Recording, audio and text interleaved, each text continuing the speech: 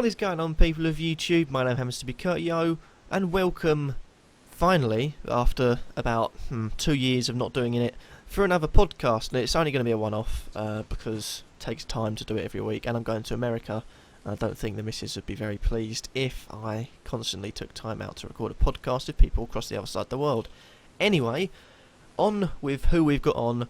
No one, really. We've only got the person who always does it with me, which is Joe, who has a YouTube channel but never uses it, apart from to leave distasteful comments on people's videos. But say hello. Distasteful comments? When was my last distasteful comment? I don't know, probably one of my early Foot Manager videos when you probably said I was bad at my job. I don't know. He is. But anyway, hello. You all know who I am if you watch Kurt. Yeah. Because I'm there in 90% of his videos, because I like to raid his YouTube channel with fun, enjoyment, and laughter. If ever I have an idea for something, I'm like, I could do this. It's usually... I just sat on a tennis ball. Okay, well, escalated quickly. Anyway, over this podcast, which should hopefully be an hour or so, we're going to discuss many things, including England's squad reaction, what will happen in the Euros, a Premier League review, and also a slight preview, although we can't tell much because of transfer, targets and everything, and also the playoff final has to be contended. We'll talk about that. Also, Mourinho as Man United boss and any other transfer rumours that are going around / already done transfers. For example, Havertz Nordveit to West Ham later. That'll be discussed. I don't know who he is, but I've never heard of him. But anyway, on with the first bit. England squad reaction. We're going to go through it in each position, just so the rage is contained slightly before the why isn't a certain narc mobile in the squad. But we'll start off with goalkeepers. I've talked about this with a few people. Generally, there aren't really anything to say about the goalkeepers. Joe Hart, Tom Heaton and Fraser Forster. What are your thoughts? I just need to load up the England squad because I forgot to do it. But yeah, I agree with the goalkeeping decisions. It was... Yeah, I mean, I can't really argue with it. I'd say that, maybe Butland should get a chance. But, Joe Hart is probably going to be the England goalie. And then we all know that Tom Heaton's just there to be there. He's the Robert Green of this England squad. No one cares about him. But yeah, no, I can't disagree with the goalkeeper choices. A lot of people are saying Tom Heaton, he's in the Championship, he's not faced the world-class players, but it doesn't take a world-class player to hit a world-class shot, and he's saved quite a few of them this season. So that's what I say to people that say he's not played at a high enough level. In the defenders, we've got 2 right-backs in Walker and Klein, 2 left-backs in Bertrand and Rose, and 3 centre-backs in Cahill, Smalling and Stones. And I have a feeling there's going to be discussion about left-backs. Perhaps. I mean, I'd just like to add as well, I do know that Jack Butland's injured. That's the reason he's probably not going. But yeah. Defenders, I haven't really got a lot to say. Ryan Bertrand and Danny Rose have both had a very good season. And Cresswell was just missed out, probably because he hasn't been given the chance to have international experience yet. And, that's what I think about the England left-backs. Danny Rose and Ryan Bertrand are both decent left-backs. Right-backs, Klein and Walker, really the only 2 we've got. Danny Simpson. Like I was saying, with the only 2 that we've got. And then I don't know why we've taken 3 centre-backs, especially as one's an inexperienced and pretty awful John Stones. I don't think he's had a very good season at all. He's been disappointing in a disappointing Everton team. Gary Cahill and Smalling are the clear starters for me at centre-back. I know that Eric Dyer's in the midfield as a sort of backup centre-back, right-back, whatever you want to call him. But I do think it's a mistake only taking 3 centre-backs. The way I see it is that I think obviously Cahill and Smalling are going to start. I think even if we put Jagielka, people are saying Scott Dan, even though I can't see, he's a good centre-back, he's not an international centre-back. Same with Shaw Crunch, same with a few other English centre-backs in the league. Eric Dyer did play centre-back when he first joined Spurs, only moved out because Alderweireld and Vertonghen are too good, I feel. And he's done well in a defensive midfield anyway. He can slot in there. I think he's naturally a centre-back that's doing a really good job in defensive midfield. Ryan Bertrand has played a centre-back a few times this season for Southampton. So again, we've got cover in Ryan Bertrand to fit in there. And to be honest, I'd feel more at home if we sort of maybe dropped Dier or Dyer back in there instead of having Phil Jagielka and taking up another attacking player spot, because I don't rate Phil Jagielka. But I was always a big hater on John Stones, but the more I look at it is that if you put John Stones in a defence like Everton, where he wants to come out and play, considering Roberto Martinez doesn't understand the word defend at all. You've seen that from this season. He's had so many defensive blunders and times where you could see out. For example, against the 10-man West Ham team, or when they're 2-0 up against West Ham, I'm sure you remember that, and they ended up losing that one because, again, he didn't know the word defend. But I think you put John Stones, like I said in one of my videos that will be coming out soon, if you put John Stones in a defence like Arsenal, where he's got a sturdy keeper behind him, you've got a good keeper behind him, you've got a sturdy back four, you've got a good, decent, solid midfield, he's allowed to come out and play. I think he'll do much better there in comparison to where he will, be in a defence where you've got Jagielka, who is useless, you've got two full-backs that want to attack and think they're wingers, and you've got a goalkeeper who, to be honest, I don't even know what Joe Robles is good at in goal. So I feel like he's a good choice, give him experience, worth taking over Jagielka, but definitely not a starter. And to be honest, England's defence, I think, is the best it could be, to be honest. There's not really anyone else who could sneak in there. Well, I mean, out of simply due to the fact that he is meant to be, was meant to be England's future at one point. I don't know what the hell happened to him. But maybe Phil Jones. About it, really. Only other England player I'd consider taking in the defence, especially in centre-back. Maybe, left-back, I might be swayed towards a certain Leighton Bain. You've also got to remember that in left-back we're missing some players, like the likes of Luke Shaw, who was by far having a very good start to the season before that unfortunate leg break. Yeah. And I reckon he would have been in the England squad without a doubt. So, they're the only two players that I'd consider maybe could have made it into the England squad. I would say Cresswell because I'm biased, perhaps, or, he has had a good season, but, What will be, will be. Yeah, there's not a lot I can say because I don't like Hodgson. And talking about West Ham players getting in the midfield, we've got none. So that's good. We've got a midfield of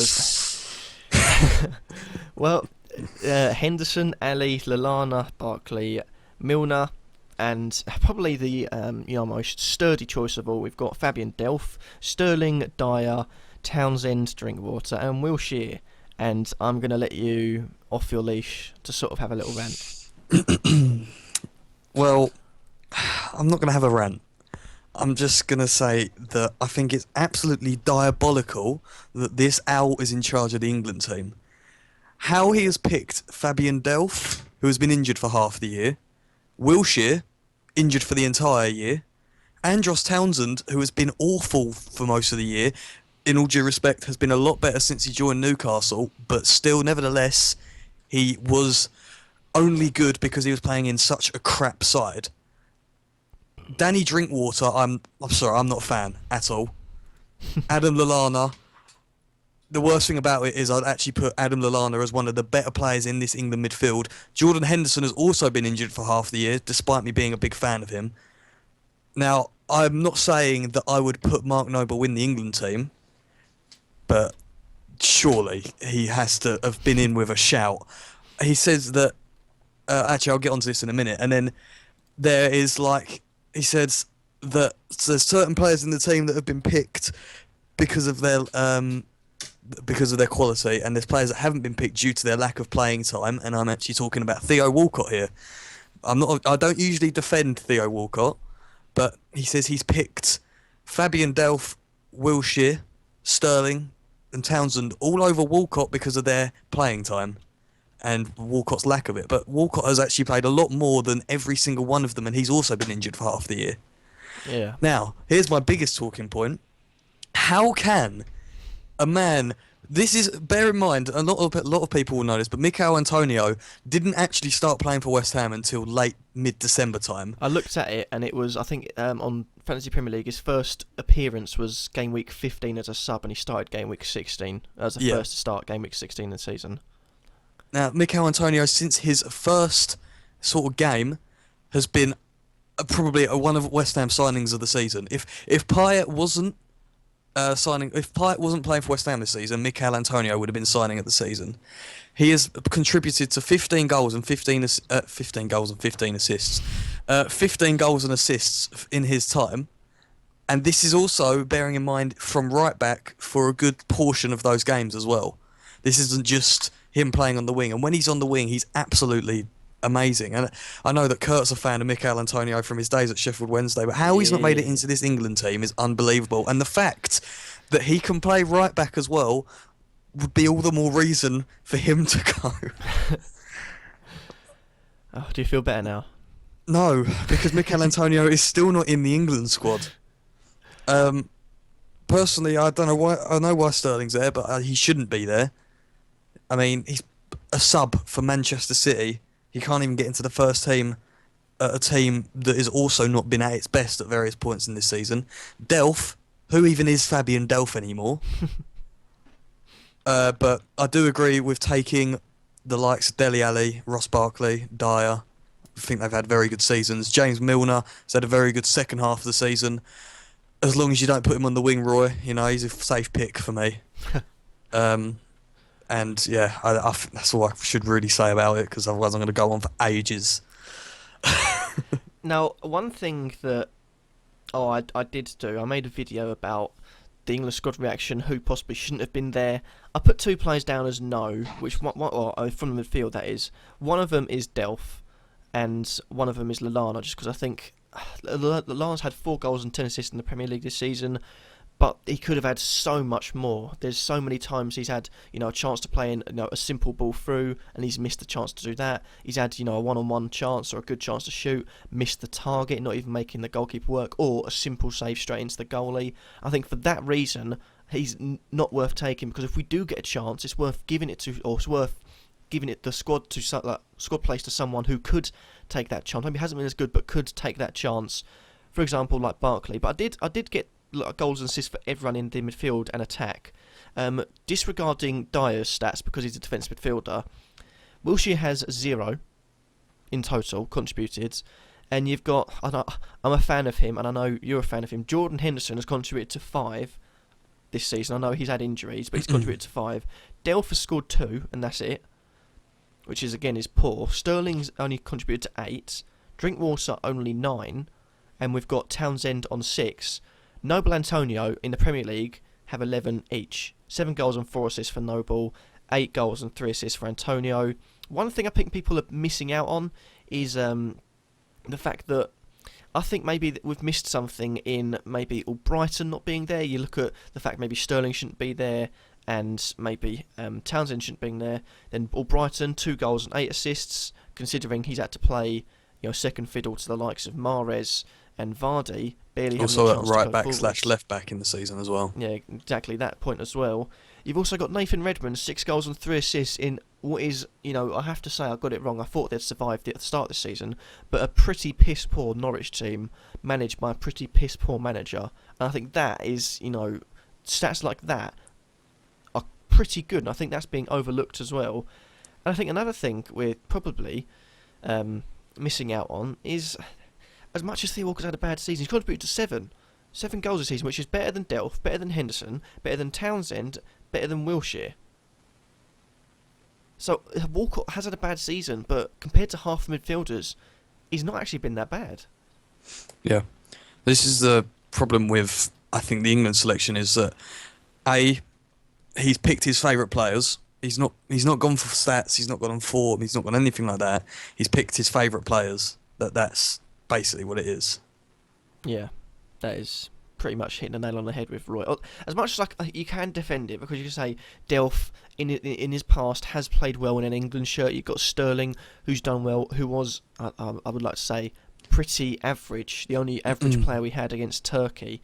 But players he's picked have done well in England shirt before, but it's players that haven't deserved the pick.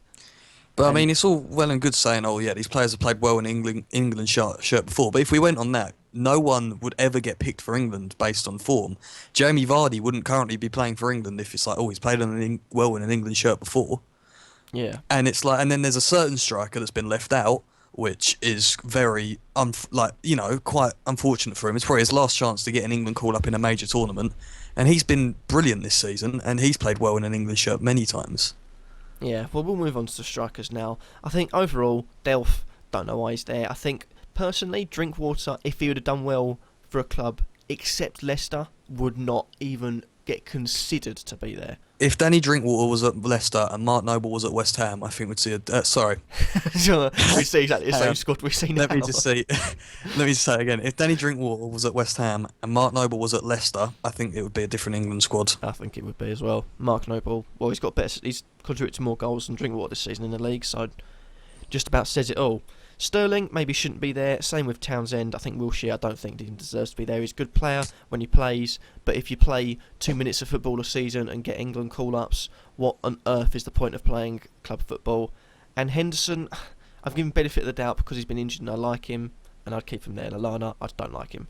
I think he misses too many chances. But moving on from that, we do have to go through the strikers, and there's one player in particular I think is a ridiculous choice of him being there, but I'll let you have your say first. We've got Rooney, Kane, Sturridge, Rashford and Vardy.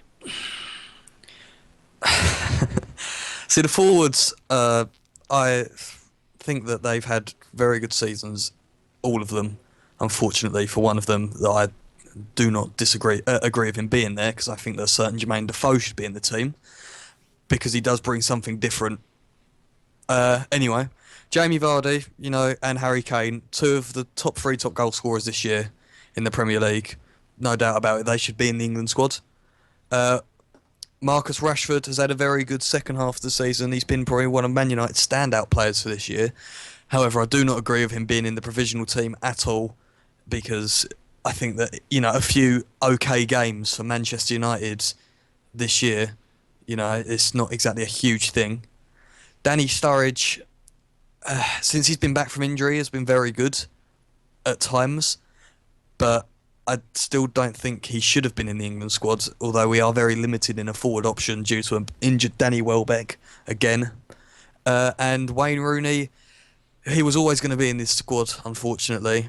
If I had my England team, he wouldn't have been in the starting lineup, but we all know that he will be. So there's not much point debating Rooney's position in the team. Personally, I would have taken two strikers differently. I wouldn't have taken Rashford or Sturridge. I would have taken Defoe, because he's a natural goal scorer, there's no doubt about that. And I'm going to be biased again and say I would have taken Andy Carroll, because plan B is always needed. Yeah. I was tempted to I might make a separate video about it still. When I reacted to the England squad and put it on YouTube, I realised that it was like a 13-minute video, 12-minute video. 3.5 minutes of that was ranting about Marcus Rashford being in the squad. I think over Delph. Because I think, how can you say, Noble, Antonio, they don't have the England experience? Call up 18-year-old Marcus Rashford. I think I've defended Roy throughout a lot of his time in England, but that's a ridiculous choice. And when it comes down to it, we're always complaining, we don't have the big tournament experience. All our young players, they don't have the big tournament experience. Well, guess why that is? Because every time one young player, I go back to Theo Walcott when he was 16, somehow got to the England team.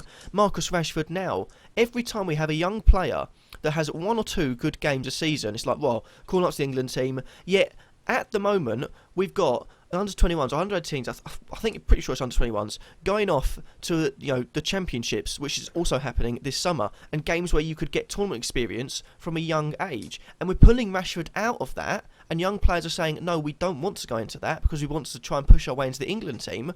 But if you get experience at the younger level, A, you get international experience, going on the road and everything. B, you get big tournament experience, and you know how to act, because let's say Rashford makes it into the 23. We're losing 2-1, semi-finals of the Euros. We've had a few injuries. Rashford's brought on for the final 10 minutes. I can't see that being useful. I see the fact we've got Defoe, who I think you bring him on, he's going to be in right position, right time. Pretty much every single time a ball is played into the area, he is going to be in the right position to try and get a shot away. And you've got Andy Carroll. If you put the ball higher than 3 metres, 4 metres into the area, up to about 20 metres into the area, he's going to somehow get his head on it, because he does that for everything. And the fact Rashford is in there, he's scored 5 and assisted 2 in the Premier League this season. I get that. But I just cannot stand the fact he gets in ahead of Defoe and Carroll. And to a point, I think someone that's been massively overlooked is Troy Deeney as well. Troy Deeney has been overlooked. He's been very good since Ighalo stopped playing well. I think Troy Deeney's been a lot better. I just need to interrupt you for a second, Kurt, on the topic of Manchester United. As of 8:45 a.m. this morning, Louis van Gaal and his entire Dutch backroom staff were officially sacked. Doesn't surprise me, it was coming. Anyway, I couldn't agree more with the striking options. I mean, if you look, for example, at someone that I would say he's either England's best player or, he's certainly up there, Harry Kane. Is a player that has had that under 21s experience. He's been there, he's done it, and he says that he looks back at it and it was probably one of the best things he did. Getting that experience at a young age in under 21s football has made him the striker that he is today. Playing down in lower leagues as well has made him the striker he is today. If Marcus Rashford went off to the Championship for a year or two, I reckon he'd come back a lot better player than if he sticks around on the Man United first team and second team. Yeah. But the forwards, the whole England squad, as far as I'm concerned, disappointed me. Even though I could have pretty much predicted that whole England team, because I know Roy Hodgson. The only surprise one really was Andros Townsend. Yeah. I thought they was going to take Ashley Young or something. I don't know. Ashley Young. Oh God. Louis van Gaal is like, we're going to take Rashford, you're going to put him, you're not going to make the 23, but Ashley Young's going to make 23 because, like Van Gaal, we can stick Ashley Young up front. Yep. That was pretty stupid. Come on. But, honest, I think it's not only, I'm not putting whole blame on the squad selection for England, it's the young players as well. A lot of young players will stop playing under 21s and try and push through their main squad's goals, and there's been a lot in recent times. I mean, players that can sort of skip that are players like Ali, who have come through because they are that good. They are a first team player and they are a key first team player. Marcus Rashford is not, and whilst he's going to get into the provisional squad, do nothing, get one friendly maybe, and then get told he's not made the 23. I sincerely hope he doesn't make the 23. But what's that done? You got one international cap when you could be playing a whole tournament. Who arguably he would easily walk into the first team. Oh, I'd say that easily. I think that it is a good point to be made that Rashford should be going into that Euro. He could still make it into that under 21 squad because, of course, he's not going to make it into the actual Euro squad unless there's an injury. Yeah. Because then he's basically got first dibs on that injured spot. And looking at the England team this year, I don't think we're going to have all these players by the time we get to the Euros. I mean, we got injured Fabian Delph, injured Henderson, injured Sterling, the injured Wilshere. Sturridge, Wilshere. I have my clicker highlighted over him so I couldn't see his name. So, I'm not excited for the Euros for England, let me just put it like that. Dele Alli, though, has had a lot of experience in lower league football, which a lot of people will not either care about because they don't actually care about football, or they won't understand because he did play for the MK Dons for a good 2 years before joining Spurs. Part of the team that beat Man United 4-0. Louis van Gaal's Man United. Yep. So, Dele Alli for England. Are you going to do your lineup or? I pretty much have my lineup sorted. If we're going to be perfectly honest. I just seen you type breaking news into the chat. Yeah, well, I typed that in because you were in the middle of talking. I was trying to get your attention. Oh, I didn't have Skype open. I apologise. Looking at the goalkeepers, I think easily Joe Hart. There is no, unless Joe Hart gets injured, that's pretty much a foregone conclusion. For me, I think two centre-backs, Cahill and Smalling, is pretty easy, although I wouldn't be surprised if John Stones plays. To be honest, it's Roy Hodgson we're talking about. Left-backs, Danny Rose is, I think, as much as Bertrand's had a good season, Rose is easily our best left-back, sorry. And as far as right-back goes, I think, for me, I prefer Kyle Walker.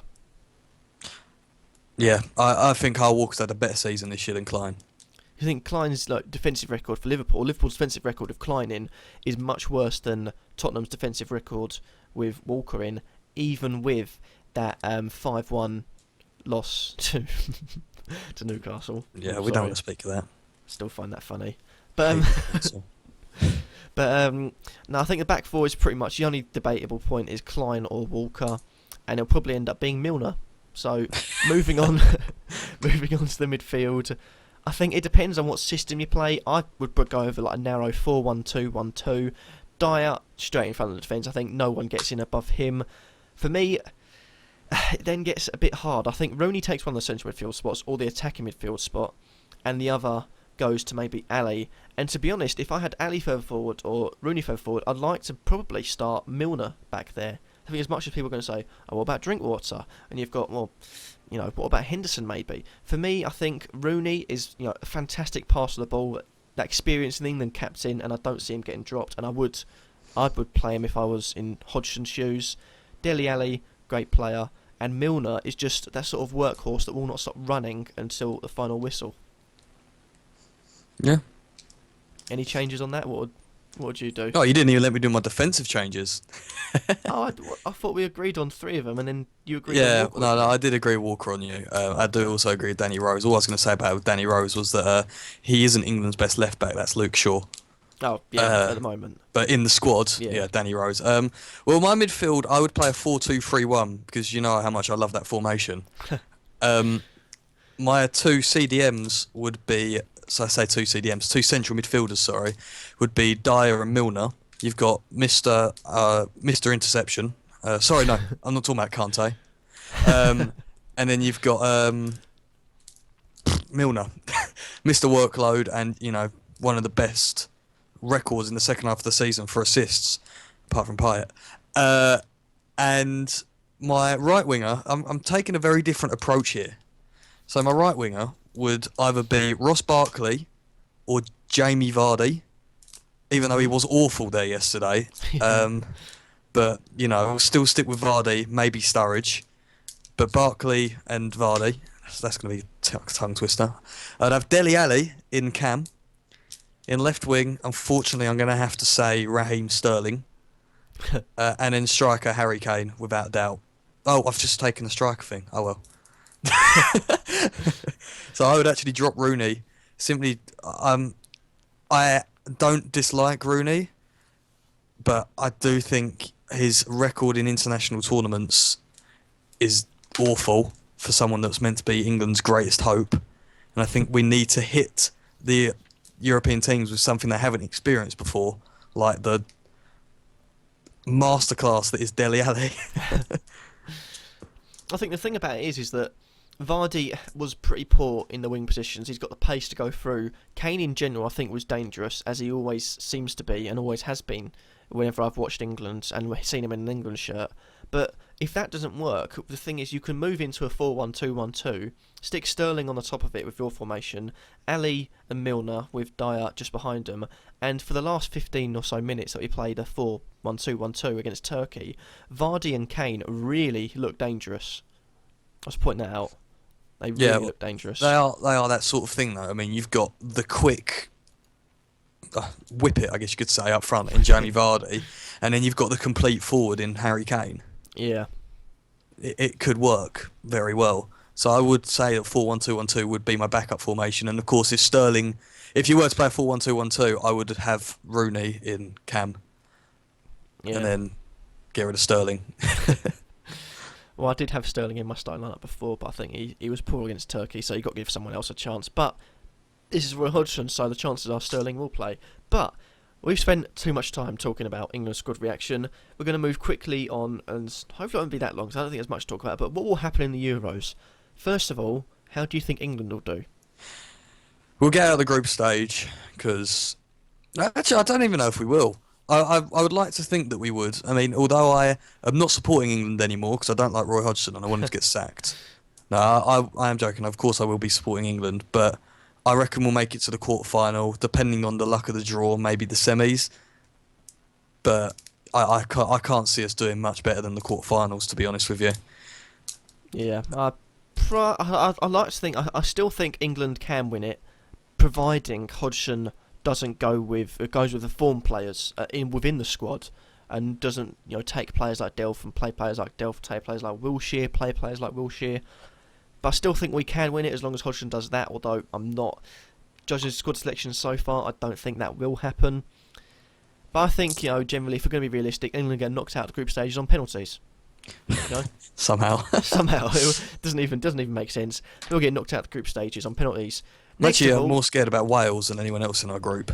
I think Wales, I think they could be a little bit of a dark horse because they are a team. They're not just players, because I think our team is filled up with players. Their team is, a team. They're, really, really close. As much as Gareth Bale is the team, but the other players that don't really matter really are, close. And I think that's what Wales have on their side.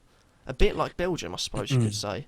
Yeah, I think that's one thing that everyone's learned from watching Bale over the years is that Bale can produce something out of nothing.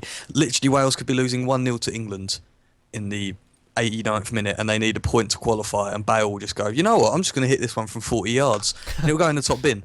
Yeah. That is Gareth Bale for you. But let's move on. We started off on Group B, so I think most people will say England and Wales will get through. Russia will just miss out, I think, from Wales and Slovakia. Well, they're there to make up the numbers, let's be honest. Although, how many teams? 2 teams go through, don't they? Yeah, 2 teams. So I said England and Wales will get through, and then Russia Oh, will just sorry, miss out. right, yeah. But I think there is third play or best loser. I think because there's only there's an awkward amount of teams going through. 6 groups, isn't there? 6 groups. 2, 3, 6. Yeah, I reckon. Yeah, 6 by 2 is 12. That's an awkward. Oh well, England and Wales will get first 2. Then we move on to Group A because we've done things wrong. France, Romania, Albania, and Switzerland. I think this one's going to be pretty easy to tell. Yeah, let me just find. Right, yeah. Well, that's clearly going to be France and Switzerland. Yeah. That's an easy group. That's rigged. France the host as well. Group C is Germany, Ukraine, Poland, and Northern Ireland.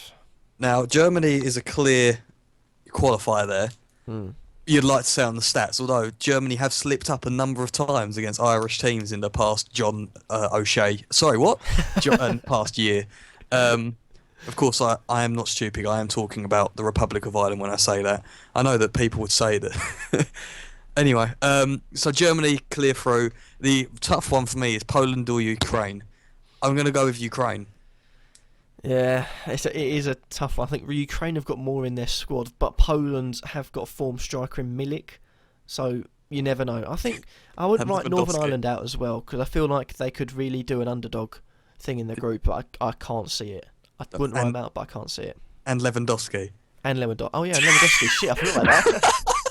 I knew I was missing something. Yeah. Who's Lewandowski? Form striker, Milik, and I'm like, what? I know Milik's been good this year, but Lewandowski. But Germany and either Ukraine or Poland. And Group D is Spain, Czech Republic, Turkey, and Croatia. Possibly.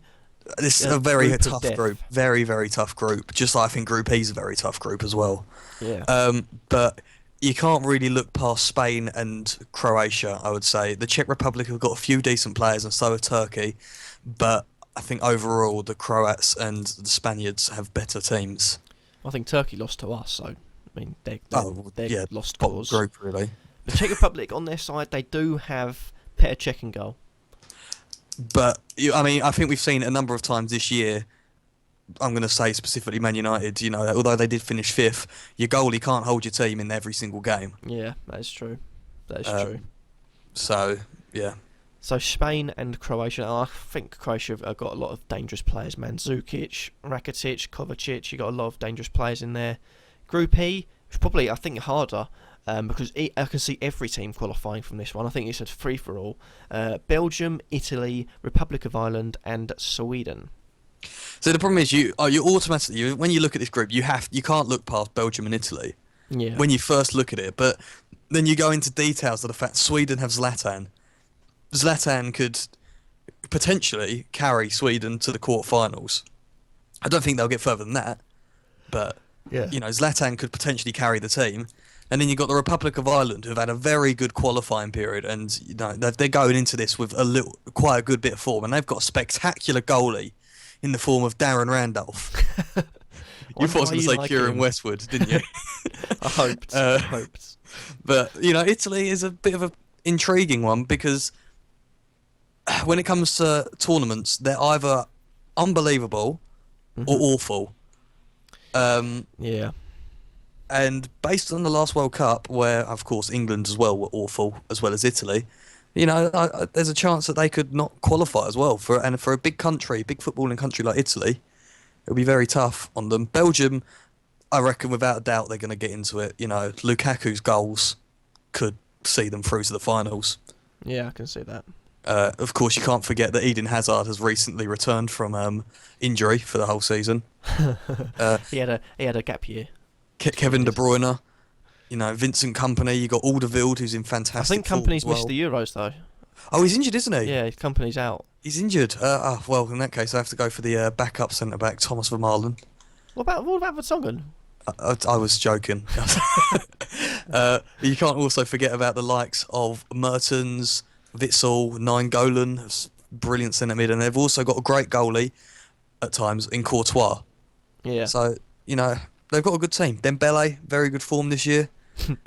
I could see Belgium winning it, but they're not my favourites. You could say Dembele's a nice scratching form. Moving on to Group F. I'm going to say, it's a pretty easy group. In the group, you've got Portugal and Austria.